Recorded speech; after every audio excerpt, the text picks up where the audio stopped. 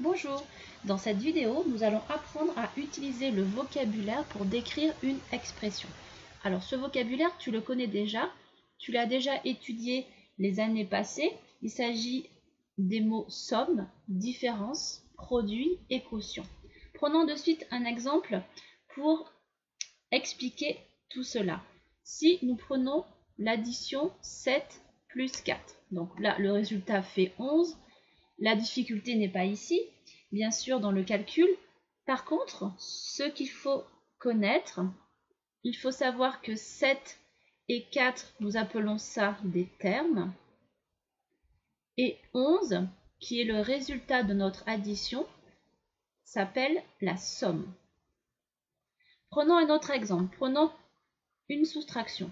7 moins 4, donc vous savez très bien que cela fait 3. Eh bien, 7 et 4, on appelle cela les termes, et 3, qui est le résultat de ta soustraction, on appellera cela la différence.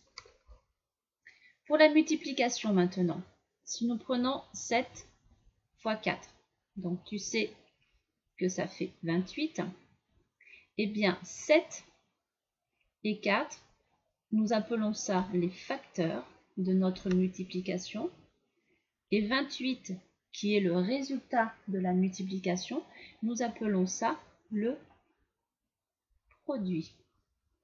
Dernier exemple avec une division. Si nous prenons 8 divisé par 2, donc nous savons que cela fait 4, eh bien 8 et 2 sont appelés les facteurs, et 4, qui est le résultat de ta division, nous appelons cela le quotient.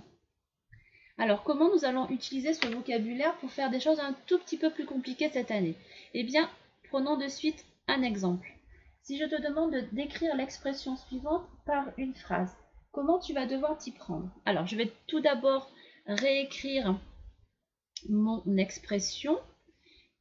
Si je te demandais de faire le calcul, si tu devais utiliser donc les règles de priorité que nous avons vues dans une précédente vidéo, eh bien, tu commencerais par effectuer la multiplication 4 fois 7, et la dernière opération que tu réaliserais serait l'addition. Ce qui signifie que ta phrase qui permettra de décrire cette expression commencera par la somme.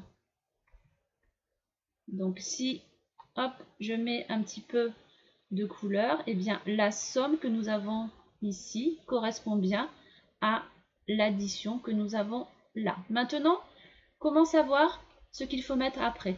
Il faut tout simplement regarder ce que tu as avant le signe plus et après le signe plus. Avant le signe plus, tu as un 5. Donc tu vas écrire la somme de 5, et après le signe plus, tu as un produit. Donc tu vas écrire la somme de 5 et du produit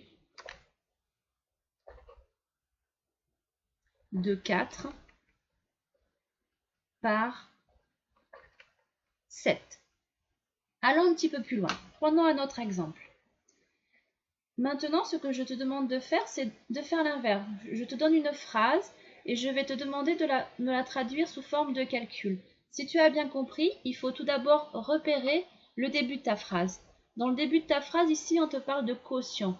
Cela signifie que la dernière étape de ton calcul sera une division. Maintenant, comment savoir ce que tu dois mettre avant? Eh bien, regarde, ici, tu as écrit la somme de 13 et de 8, et ici le produit de 4 et de 2. Donc, nous allons l'écrire comme cela. La somme de 13 et de 8, ça va s'écrire comme cela. Et le produit de 4 et de 2, on va l'écrire comme cela. Par contre, là, il va falloir que tu fasses attention. Si tu laisses ton écriture comme ça, tu auras faux. Tout simplement, il faut penser à mettre des parenthèses ici pour bien respecter les règles de priorité. Voilà, cette vidéo est terminée.